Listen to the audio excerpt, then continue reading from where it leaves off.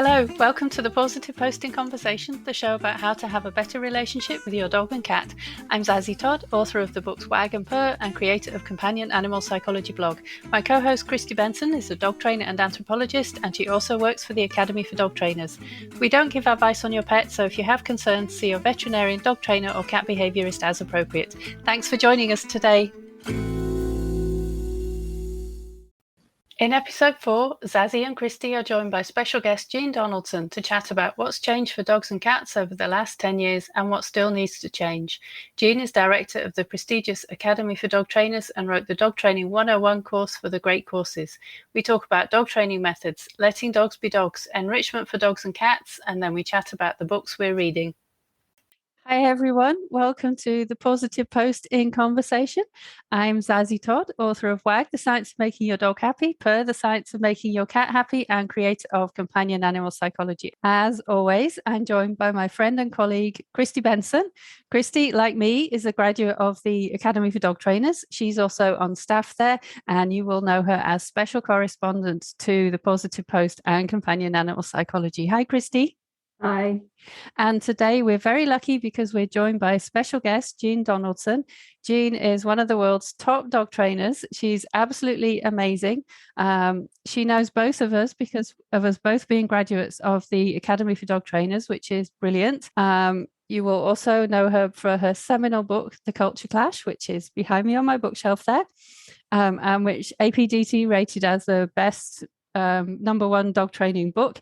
And she's also the author of several other books, including Train Your Dog Like a Pro, which I recommend to people all the time. And also she wrote a course for the Great Courses called Dog Training 101. So hi, Jean. Thank you for joining us today. Oh, my pleasure. So the purpose or the topic of today's show is to celebrate 10 years of companion animal psychology, which is amazing that I started this 10 years ago. And at the end of this month, March 22, it's going to be 10 years old.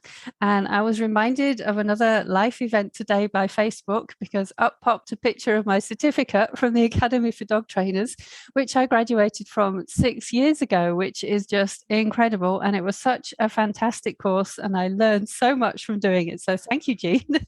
6 years. I couldn't believe it was 6 years. It really seems like, well, it was like 3 years or 2 years. I think it's that weird thing, though, because time in the pandemic, it's either like gone in the flash of an eye or it's 10 times longer than it really is. Yeah. So I think a lot has changed in that 10 years, even though there's still many more things that we would like to see happen. But one of the things that has really changed is that there's a lot more good information for people. And Jean, you're responsible for some of that. So I thought we'd start with the Academy for Dog Trainers and what you do there before moving on to Dog Training 101. So tell me about the Academy and what people learn when they sign up for it. The Academy is a course for aspiring pet dog trainers. So people who want to teach classes to pet owners, who want to counsel families on problems with their dogs. It's strictly people who have companion dogs. It's a 2-year program. It's probably a 15 or 20 hour a week commitment. And we try to really give people a thorough and comprehensive education so that when they hit they hit the market after their 2 years, that they're really prepared to do their jobs. Yep. And so Kristi knows the program well too. I think one of the things that distinguishes the Academy is the focus on behavior issues, and people get a really good grounding on things like fear and aggression, which you don't necessarily find in other places at all. And also the emphasis on counseling skills. I don't know what Kristi would add to that, but I think it's just an overall amazing program. Thank you. I think I often tell people, if they're considering various dog training programs, that if dealing with sort of the thorny issues of dogs that are feeling fearful or are behaving aggressively, if that's something that they sort of envision doing in their practice, and this is a good program choice for them. But I do think the counseling, like, you can't know how to help dogs without knowing how to help people. So I think that the fact that we do like a lot of focus on helping people, but also like how to package up our information so that people can actually absorb it, I think is one of the things that the school does really well. Absolutely. Agreed. Yeah, absolutely. And so then for the Great Courses, you put together a course that's aimed at, I guess, ordinary dog guardians. Do you want to tell me something about that? Yeah, I mean, interestingly, I was a fan of the great courses for a long time. I've done a bunch of their courses. I'm a big history fan. And then so when I was approached to do that, I mean, it's a huge commitment, a ton of work, but I think it was well worth it. And so it's a 24 lesson course for people who are interested in not only getting their dogs trained, but understanding some of the whys and wherefores of what their dog's doing, why they're doing what they're doing. And it also troubleshoots some behavior problems. So it's aimed at the lay public, but it's aimed at people who really want to dig a little bit deeper than just what they might find, casually on the internet. And so with 24 lessons, you must cover a lot of material. Do you want to give some examples of what some of those lessons are? Yes, there are lessons on dog interactions and dog play. There are lessons on sort of the big sort of picture theory of how dog training works. So what are the secrets? How does this sort of mysterious thing of motivation, how does that all work? There's information on fear. There's information on a little bit of information on aggression, although we don't want people DIYing that too much. And there's plenty of obedience. So there's plenty of manners training with lots of demonstrations. And the videos, you've got some really amazing videos with it, because I've seen the course. You've got some really fantastic video, haven't you? Yeah, they're real pros. I mean, they've been around the block. They've done tons and tons of courses. And so when I got there, I mean, I had to sort of invent the content, but they had the dogs recruited. They had sort of the set. They had everything sort of mapped out. And so they really are good at shooting and editing video. Amazing. So if people want to sign up for that, where do they go to get more information? They can just go to thegreatcourses.com and then put in the search box, just put the word dog, and that course will come up. Perfect. Thank you. And I'll put that in the show notes as well. Brilliant. So I think that's one of the things that has been changing over the last 10 years, and we don't have to stick to exactly 10 years. We can go back longer, but there is so much more information. And Jean, you've obviously made a huge contribution to getting much better information out there and getting better qualified dog trainers out there as well. What do you think have been the main changes that you've seen? Well, I have to start by saying kudos to you, because when I started in dog training, well, first of all, there wasn't the internet, but also there wasn't a one-stop shop for authoritative, easily accessible information on all the science behind methods, behind philosophy, behind the welfare of dogs, the welfare of cats. So companion animal psychology.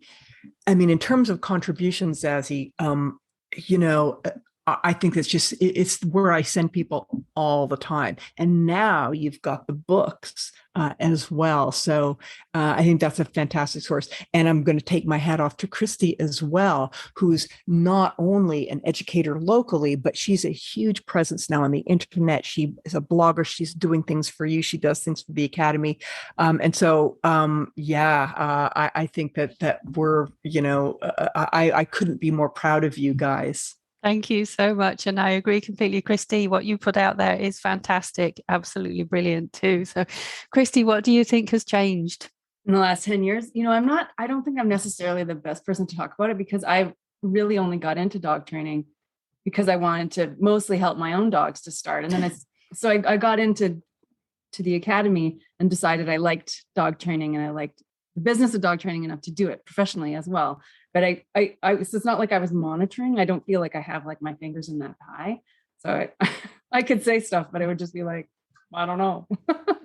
Like my own opinion changed so much about how I had to work with my own dogs, just because I didn't know anything before, right? Like I really did not have a clue. Even though I read like 1,000 books, I literally had no clue what to do until. If you go back 20 or 30 years, so not so much 10 years, but if you go back 20 or 30, training without the use of aversives was really kind of a fringe movement. Now, I mean, I don't know, somebody needs to do a study. Okay, so what are the various proportions out there that people are, the methods that people are training, but it's no longer fringe. There's thousands now of people every day getting the job done without the use of aversives.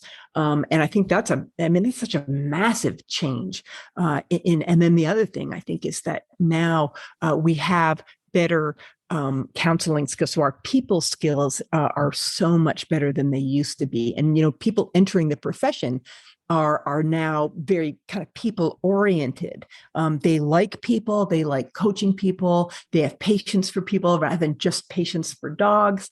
And as Kristi said, I mean, they we give them sort of the skills at how to sort of best package the information, and they can take that and run with it because they enjoy the part of working with people. And I think, we're talking about pet dogs, but I think when you look at working dogs as well, some of the things that they do is increasingly with positive reinforcement and reward-based methods as well. And I think that's absolutely fantastic. And for example, one of the stories from the science literature about why Professor Gregory Burns got started on his fMRI stuff, where he trains dogs to willingly go and stay still in the fMRI. He tells the story of how he was inspired by military dogs and thinking, well, if you can use treats to train a dog to jump out of a helicopter and go help capture a terrorist, then, you can use treats to train them to go into an fMRI as well. So I think the things that people are doing with dogs is amazing.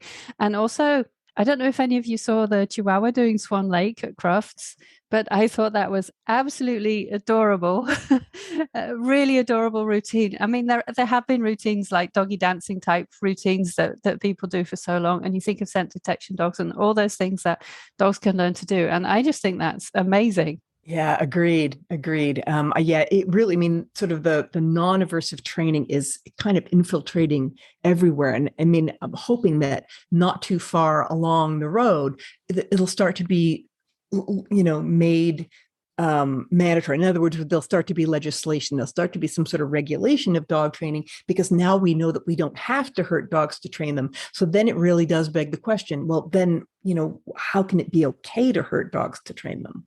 Absolutely. Yeah, I think so. And I think that applies to cats as well, because people people don't really talk about training cats. So it's good that there is a move for people thinking of training cats, but people certainly have used things like squirt bottles to try and stop their cat from doing things. And that's a big no-no, that you risk, like with a dog, you risk damaging your relationship with your pet, and you risk making them fearful and so on. So I think things have been changing for cats as well. Yeah, way back in the old days, it was, the line was that, cats are quote unquote untrainable, but it's just not true, is it? It's not true at all. And I think it's nice to see people thinking of training cats to be able to do the things that they have to do, like go in the cat carrier, the husbandry training type thing, and actually that's maybe one of the big differences that we've seen in dog training. And Kristi, I should ask you about this when I think about husbandry training for dogs. Do you want to say something about what you and the Academy have done? Yeah, sure. So the Academy was interested in creating, so one of the big things I think that distinguishes the Academy, in addition to all the other stuff we talked about, is the use of training plans, and the use not just of training plans, but using like a really stable methodology in our approach to how we actually get dogs to do stuff, so that it becomes something that, just like how a surgeon or a mechanic would approach their trade and craft, we do the same with dogs. So we just in our pocket, we have this ability to be like, here's a dog, I know how to get to step XYZ.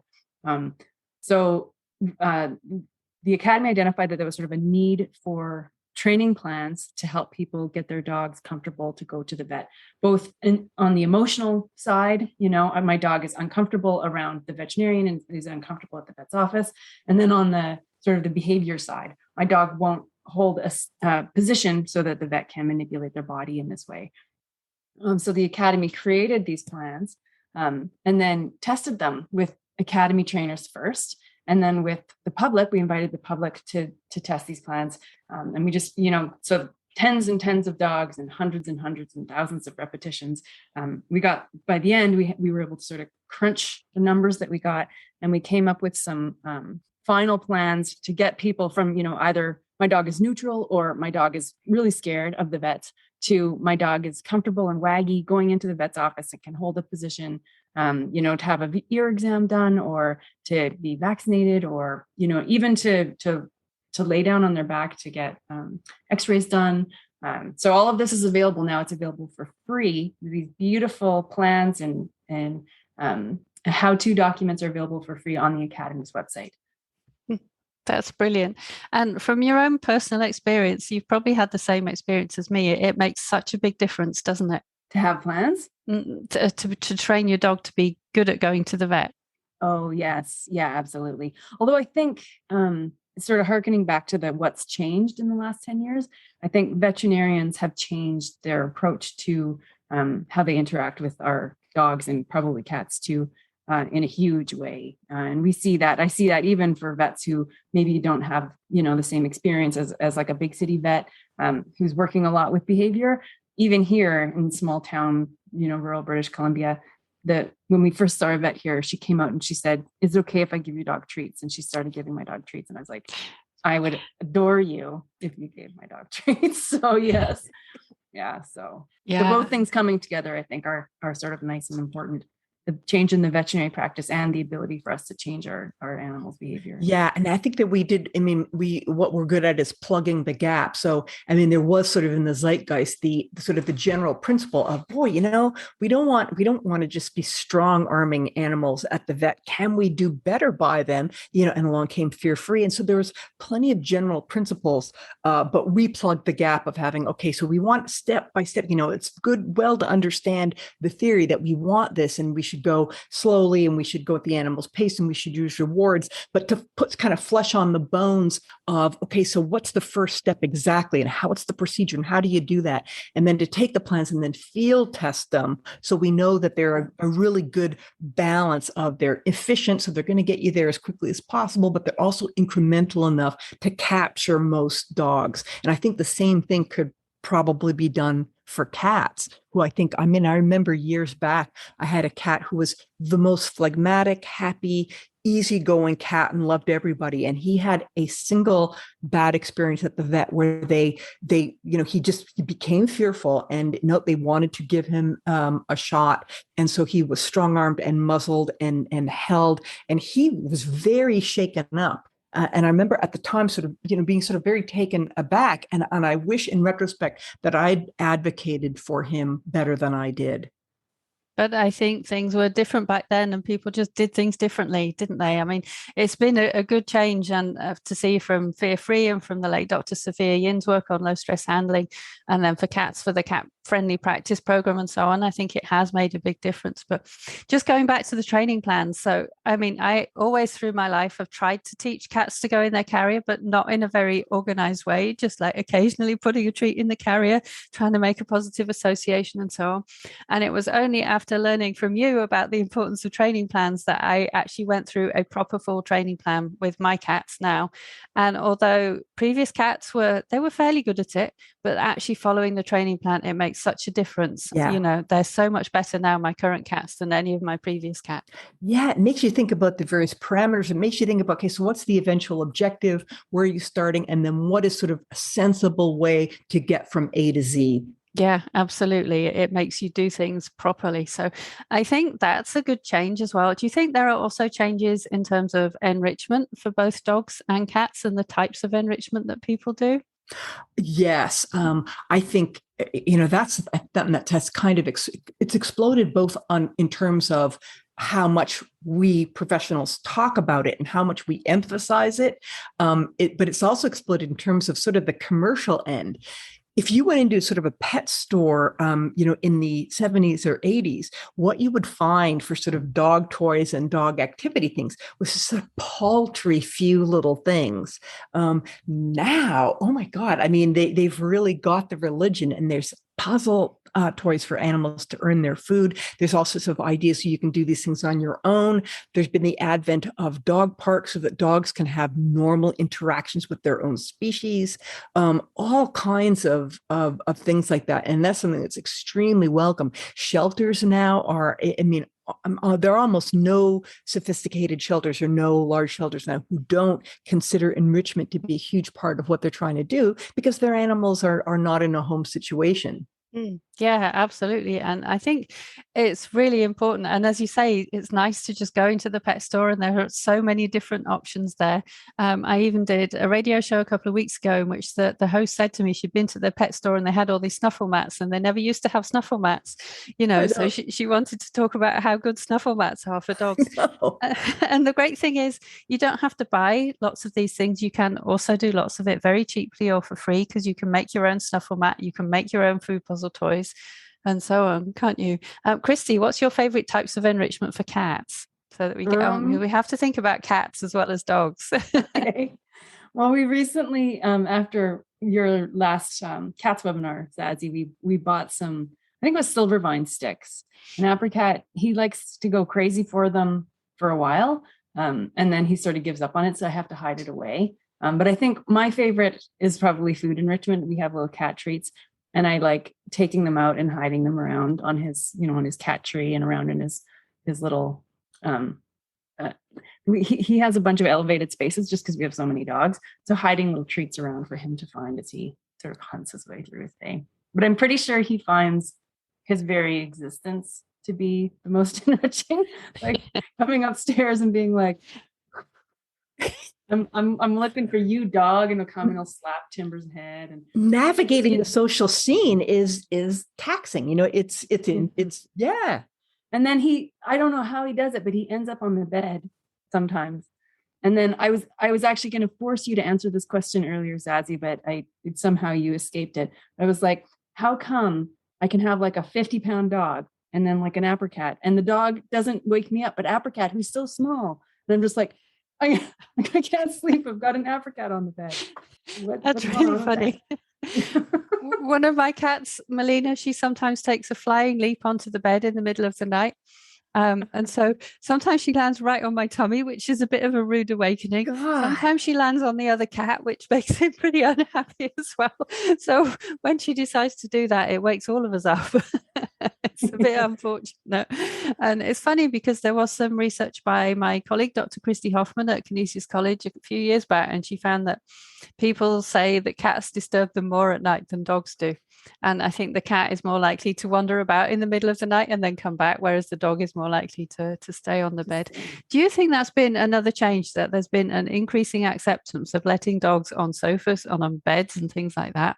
Oh, I hope so. Yeah. I mean, I think we used to be a lot more prescriptive in the old days. It was very much dog trainers dictating to owners that they had to have various house rules and various obedience behaviors. Otherwise, some sort of mayhem or dominant struggle would ensue. Now we sort of accept with, just with the caveats of, well, as long as it's not a public safety hazard, and as long as the welfare is okay, people can live with their dogs pretty much the way they want. We're going to help them because they want their dogs to be happy. They want their dogs to sort of have fulfilled lives, and they want their dogs to not be a nuisance in the ways that they define is a nuisance. But if they want the dog on the sofa, they want the dog on the bed, it's totally fine. In fact, it's, we get sort of the pleasure of granting them permission because sometimes they think the dog trainer is going to wag a finger at them. And we don't do that anymore. Yeah, and I think that's such a relief for people to hear sometimes, isn't it? And then something else that you just touched on earlier, but maybe you'd like to say something more about. You talked about social interaction, and we were thinking of apricot and the dogs, but between dogs and the dog park and those opportunities for social interaction, why is that so important? And should people be doing more to give their dogs those opportunities, and cats?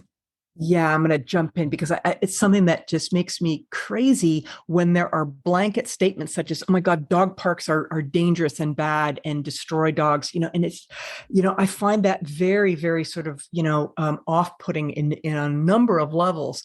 Occasionally sort of, a dog might have sort of not a great experience at a dog park.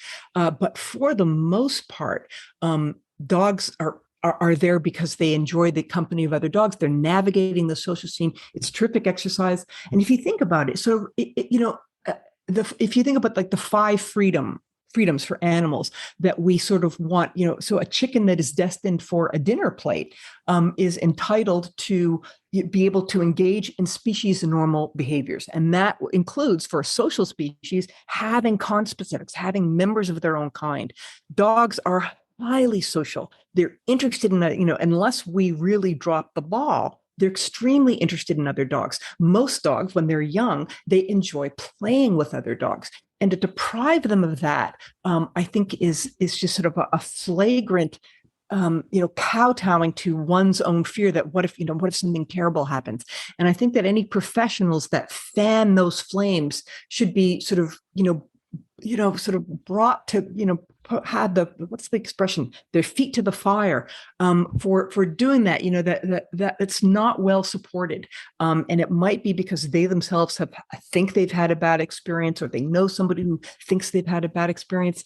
And occasionally, there are mishaps, but I think we need to weigh up sort of the cost of a blanket banning of dogs from interacting with their own species with the occasional dog who doesn't have a bad experience. And I think that can also be mitigated if we're thoughtful about how we socialize dogs, where we scan dog parks, and sort of the etiquette that we employ. So I think that it is a basic right of dogs to have interactions with their own species. Mm-hmm.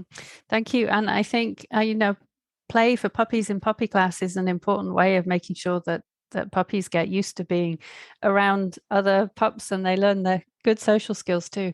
And I think it's a bit different with cats, because many cats would actually be quite happy being the only cat. It does depend a lot on the socialization they've had as a kitten and their early experiences. So some cats are very sociable with other cats and with other animals. Kristi and I both have cats and cat and dogs in the same home. But some cats really would rather not, and would rather be the only cat. And I think that's something else that people perhaps should have an increasing awareness of. And I think they do, because they realize that cats don't necessarily want another feline friend. It depends very much on the cat. Yeah, I had a question, because I'm thinking, as when I edge towards retirement, that I'm going to, I'd like to have a cat again. And my thought was, if it's kitten season, which we have here, and we have kittens in abundance, my thought was to adopt 2 litter mates. And I think, is that becoming a thing now, where that's actually kind of, if you've got 2 litter mates who are already bonded, it's kind of good to adopt them out together? Yes, and actually there are some rescues and societies now that don't like to adopt singleton kittens. They like to adopt kittens together, because they keep each other company and they learn from each other. And yeah, it's good for them basically to have that company then. So it's much better. Whereas if they go out as just the one kitten, they're not likely later on to be wanting to accept other cats. So yeah, that's good to know.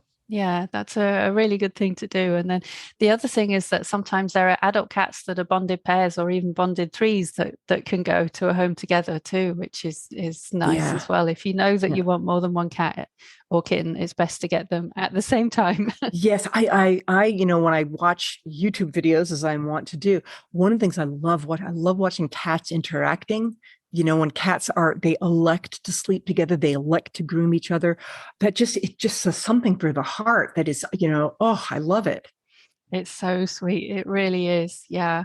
And I think not everyone has that. I mean, cats that haven't grown up together might get on together. Okay. But not be quite so close, or not cuddle quite so closely. But again, they can learn, and they can learn to get on with dogs, and to lick the dog, for example, to wash the dog. Melina used to have a thing when we still had Bodger. She would creep up on him when he was sleeping, and she would go and she would sniff him, and he would just jump out of his skin. So he would be like scared, and I would have to warn him that she was coming. But at other times she was really happy to go and greet him. It was just when he was asleep that she would have this thing that she wanted to go and see him then, and he would be scared. Other times, as you know from the companion animal psychology logo, it shows them sniffing noses. They were good friends. Yeah. So I mean, we talked about some of the changes that have happened. I'm going to ask each of you about what changes you would most like to see in the future for dogs and or cats. So I'm going to start with Jean, if that's all right. What would you most like to see happen? I think I would like to see some, at least beginning of regulation of dog training, so that some of the more egregious things. So for instance, somebody who is convicted, because now, videos go viral. So, some trainer is caught on video and we have proof of them being abusive towards a dog, and they're convicted of that they are not then permitted to continue to be a dog trainer, that they cannot continue to take money for hire, and even that they may be prohibited from having a dog in the future. That would be a good start. And then it would be nice to sort of start to see some of the more egregious aversive tools, such as electric shock, just taken out of circulation. I know that's sort of easier said than done. And I know there's going to be pushback from, from the companies that produce them to people who use them for various things. I know there will be pushback, but I think it's an idea whose time will come. And I'm hoping that, that people who sort of are still using them, that they decide that they're going to give it up before they're legally obligated to do so. That it really is as simple as, we don't need to electrically shock dogs to train them any more than we need to electrically shock babies or children or cats or sloths at the zoo. We don't need to electrically shock animals. And so we need to just plain stop doing it and stop the euphemisms, stop the apologists, just stop it altogether. So I'm thinking that might be something that we'll see in our lifetime. I agree. I mean, I hope we do see it. I obviously come from England, and there's been talk about banning shock collars, and I think it hasn't finally passed into law yet, but it's kind of in the works, and hopefully at some point it will. And then hopefully it also will come to Canada and the US where we are based, because it would make a big difference. Yeah. Yeah. Good. Thank you. And Kristi, what would you pick as your top thing for this top change that you would like to see? Well, mine's probably a little bit more subtle, but I mean, I think I would like to see a continuation of the sort of the trend that I think we're seeing now that we're riding.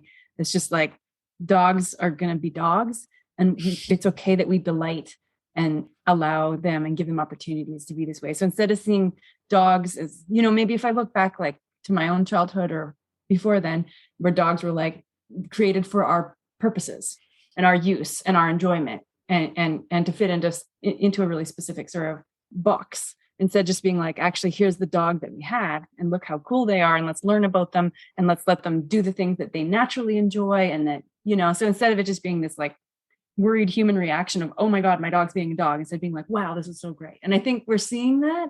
I think it's really cool. It's really fun to sort of see that come up. And it's a way more fun way to live with dogs if you're like that. It is. It really is.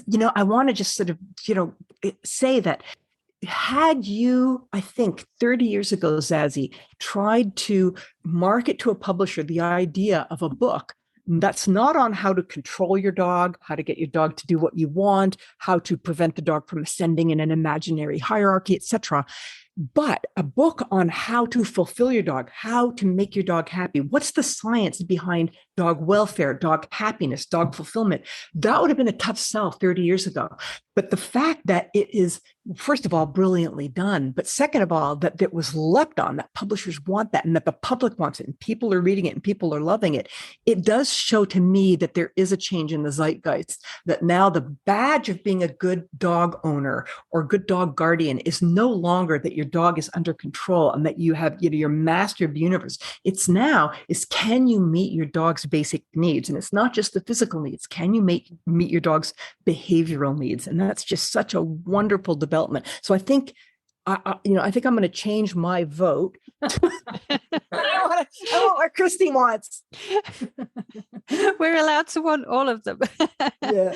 But I mean, I think it's a really good change. And I will just say that very occasionally someone will send me an email or a note on social media and try to tell me that it doesn't matter if your dog is happy, they just have to be obedient. And I'm like, no, and it surprises me still that there are still some people that think this. And I think it is a wonderful change that most people, they do want their dog to be happy, and that's why they've got a dog or a cat, because they want them as a companion and they want to know how they can give them a fulfilled life. They do care if their cat or their dog is happy, and I think that's a really wonderful thing. Yeah, so that's good. So I think, like, from just looking at my clients and sort of extrapolating back in time, I think many people probably always have secretly enjoyed their dogs and let their dogs on the bed and let their dogs jump up on the kitchen table and laugh at Felt guilty. Yeah, but they felt guilty. And so here we are, we're able to come in and be like, guilt no more, and they're like, oh my God, I love this dog trainer. She's saying that things that I'm secretly letting my dog do and feeling bad about it. It's actually enriching. Yeah, you can just drop the guilt and enjoy your pet and your relationship with your pet. I think that's a wonderful thing. The whole great thing about dogs is that they're not us. They're them. Yeah. I think what I would like to see more of, and it ties in with what Kristi said about letting dogs be dogs, but it applies to cats too, and that is more enrichment, more things for them to do, especially for cats, because so many cats are indoors only and they don't have very much to do. And they can very easily get bored or frustrated if they don't have the things they need in their environment. So I think enrichment and more enrichment for them is important. And I think it's really great that these days, if you want to, you can train your cat to be a trick cat. You can get them a trick certification, just like you could with your dog. And you can do a feline nose work course with them if you want to, just like you would with your dog. You know, the difference being that you've done it in your own home. So I think that's a pretty special thing that people can do. And I think there'll be more of that. And I think that'll be nice so that cats won't just kind of be ignored and petted and then not have anything else, but they'll have play opportunities and opportunities to use their nose and their brain and things like that as well. Have you noticed that more people, first it was sort of a novelty thing, but now it's more and more that people are building kind of enclosures where the cat can be outside, but safely. So they're in sort of I don't want, the cage is the wrong word, but it's kind of what it is. Yeah. I think it's like an aviary, but for cats. And I love that idea. I love that idea too. I wish I could afford to build one for my cats, because my poor cats are stuck indoors only. And, in England, cats much more often are allowed outside. And in the past, I would have said it was cruel to keep cats indoors. But of course, it's not safe here to let my cats outside. There's too much wildlife. They'd just get eaten by coyotes, sadly. But yeah, catios that make it safe for cat to be outdoors. Or even if people leash train their cats, if they have a cat that would like to go on walks, I think that's nice too. Cats on harnesses. I love it. Yeah, it's fantastic.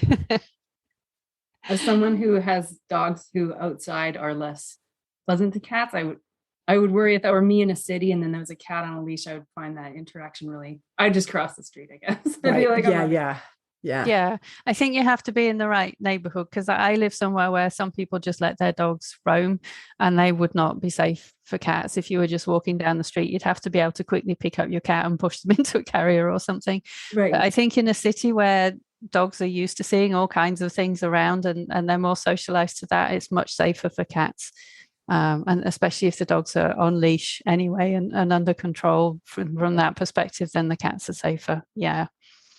Yep. Safety is always important. Yeah. Are there any final things that you would like to say about how things have changed or how things should change in the future? Oh, I think, I'm actually very encouraged by all the trends that we're seeing. One, in sort of letting dogs be happy, letting them be dogs, the emphasis on enrichment, and the ever increasing trend towards helping dogs fit into our lives without hurting or scaring them. I agree. Yeah, definitely. I think things are definitely going in the right direction, and it makes me happy to see these changes, and I'm sure it makes you happy as well.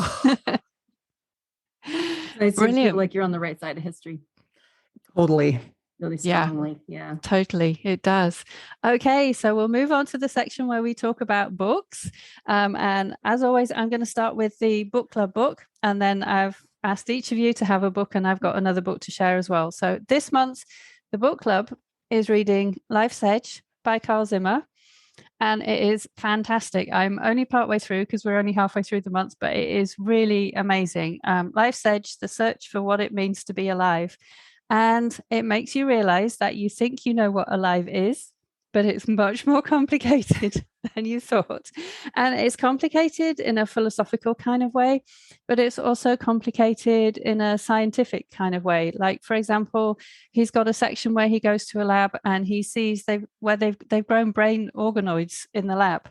So they're like little brains, but obviously not attached to any animal or anything like that. So are they alive or are they not alive? That kind of question. It's got a really interesting bit about snakes. So, I mean, it's an animal book club, and this book is obviously, it's not about any specific animal. So that makes it a bit different from what we usually read, but it has obviously lots of animals in it, and it's fascinating, and it's really well written. Like, he has a really good flow through it. So you finish one chapter, you really want to go on to the next chapter and find out what's happening. So it's really brilliant. I'm really enjoying it so far. I think Carl Zimmer has got the kind of curiosity that sort of kind of emanates out from every page of everything he's ever written. And he writes about the natural sciences better than almost anybody in the universe. I mean, he's just brilliant. Yeah, well, I think you would like this book, Jean. It's fantastic. Yeah. It's really, really interesting. Yeah. So, Jean, what book have you brought to share with us? Well, my book is, it's a bit more of a tangent, but my book is called The Anglo-Saxons by Mark Morris. And it's the one that I've just finished. And I wanted to mention it for a couple of reasons. One is that it is about behavior. So my sort of side interest is English monarchs. And this book fills a particular gap, the gap between sort of the end of the Roman occupation of Britain and the advent of the Norman conquest, where it becomes sort of, much sort of more documented history. And Mark Morris fills sort of that kind of 600-year gap. But also he makes really good point about sort of there's been a co-opting by sort of despicable racists of the term Anglo-Saxon. And Morris goes out of his way to sort of say, you know what, there's nothing, special or superior or anything about this. Is just basically a descriptor of people from a couple of parts of the world who went and settled in Britain. And then here's the history of that. It sort of debunks this idea that it's anything sort of, more than just a particular ethnic group. And there's what they did and where they went. And the other thing, of course, is it's because of such jostling, for power and kingdoms and how that works. And it really all ends up being about behavior. And so that's the book I just finished. And he's a marvelous writer as well. That sounds fascinating. I'm going to have to get that one now. That sounds really, really good. Thank you. Kristi, what have you got to share with us? So I actually was going back this week to a book that you guys have both heard me speak about before. So it's called Make It Stick, The Science of Successful Learning by Peter Brown, Henry Roediger, and Mark McDaniel. And the reason why I like this book is so I have some online courses. And because I'm trying to educate people through my online courses, and because I really only have people's attention for a really short spurt of time. So I want to make sure that I'm educating them in the way that's going to help them remember as best as possible with the least amount of effort on their part. So it's important to me that I'm doing that as well as I can. I don't want them to walk away and be like, oh, so dog? Yeah, I want them to be like, so I'm going to X, Y, Z, and then my dog's going to, ABC, and this is awesome. And I love this. This is great, right? $30 well spent. Like that's what, so I'm trying to make sure that when I prepare the courses, I'm doing it in such a way that it's really going to hammer points into people's brains without them knowing it and without them feeling like I'm hammering, So I like this book because it's written more for how can you help yourself learn, but there's also like, how can educators just do better at educating? So all of this so I'm trying to ponder, like, how can I best, use quizzes at the end of course, and how can I debunk in my own brain the things that I've learned about how people learn, which are just wrong, like rereading isn't helpful. It doesn't actually help you at all. It's just a humongous waste of time. So this kind of like, how can I best educate people in the least amount of effort and time for them? So I've come back to this because it is just based on a ton of science. It's shockingly well written and it's easy to remember on a meta level because they know how to make you remember stuff. So I've been touching base a little bit again, just about, for that. So I love this book. Super interesting for anybody who educates. It's just fascinating reading and it's easy and it's interesting. Brilliant. That sounds really good. I think I would like to read that one too. And then so the book that I've got to share that I'm reading at the moment, I haven't quite finished. It's called Alphabet by Sadiqa Damaya. So its subtitle is A Memoir of a First Language. So she spent her childhood in the Netherlands and then immigrated to Canada. So it's kind of about Dutch and English and language, and I'm always interested in things to do with linguistics and language, so it's really good from that point of view. And also she's a poet, so it's very poetic. Wow. So it's kind of a memoir, and it's written in short sections about language, and it even starts with a bit near the beginning about what people think Dutch sounds like as a language. And I can't pronounce any of it right. There are some Dutch words in here which they don't call Dutch. It's Nederlands. Oh, I probably pronounced it wrong anyway. But so it's really interesting, and not just about language, but kind of about what language means. So the colonial roots, the colonialism that goes along with language and that kind of thing as well. And interwoven with the experiences of moving from the Netherlands to Canada and what it's like, and then what it's like again to go back to the Netherlands and visit. So I guess for me, that's interesting because obviously I'm an immigrant too. And there isn't the language dimension, but there is still that experience of what it's like to go back, and things have changed and it's not how you remember. So it's a really, really interesting read, and I'm really enjoying it. And it's a short read. It's only a very slim little book, and each bit is in short sections, so it's easy to dip in and out of. But in each bit, it's just brilliance. Every single little section, it's just brilliance. Because of being, although it's text, it's prose, it's kind of poetic as well. So it's just really, really enjoyable to read. So yeah, it really piqued my interest. I'm also so excited to see, like, we're holding up physical books. I know that a lot of people get, they get, sort of tablet type reader devices. But I'm going to go down fighting on, like, I love like a physical, like a paper book, and it's one thing that would make me march on Washington, among others, is if they threatened to do away with real books. Yeah, me too. I really love the real book, and I don't know, it just somehow feels nicer holding up the actual book than holding up a screenshot of the cover of the book. Absolutely. So Jean, thank you. Be the odd man out. I read tons of ebooks. The vast majority of books. Thank you for finding an actual physical copy to hold up. Yes, well done. I was like, I got to talk to Zazie in 5 minutes. Better go find one of the books that I'm looking at. Well, thank you, Jean, for coming to chat with us today. It's been a real pleasure. If people want to know more about you or about Dog Training 101, where should they go? They should go to thegreatcourses.com and just type into the search bar dog or dog training, and they'll be taken right away to that course. Brilliant. And thanks for inviting me. It's been such fun. It's been real fun. And they can also find you online at the academyfordogtrainers.com. That's right. Yes. Anybody who wants is interested in the Academy. Perfect. And Kristi is at kristibenson.com, and you can find out more about me at companionanimalpsychology.com. And thank you very much for listening. If you've liked this, please hit the like button and subscribe to make sure that you get future episodes. Thank you. Thank you for listening to the Pawsitive Post In Conversation. If you liked this episode, please subscribe to the show and write us a review via your podcast app. For the show notes, visit companionanimalpsychology.com.